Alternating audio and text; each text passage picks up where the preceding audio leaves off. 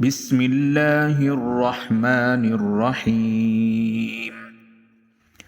الحمد لله الذي أنزل على عبده الكتاب ولم يجعل له عوجا قيما لينذر بأسا شديدا من لدنه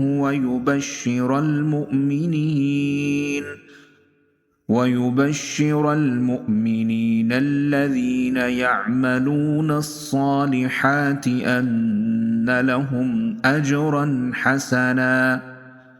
ماكثين فيه أبدا وينذر الذين قالوا اتخذ الله ولدا ما لهم به من علم ولا لآبائهم كبرت كلمة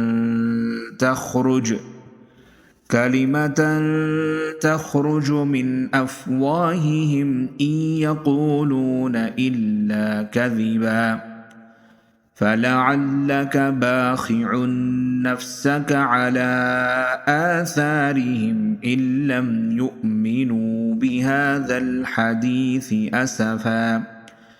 إنا جعلنا ما على الأرض زينة لها لنبلوهم أيهم أحسن عملا وإنا لجاعلون ما عليها صعيدا جرزا أم حسبت أن أصحاب الكهف والرقيم كانوا من آياتنا عجبا إذ أوى الفتية إلى الكهف فقالوا ربنا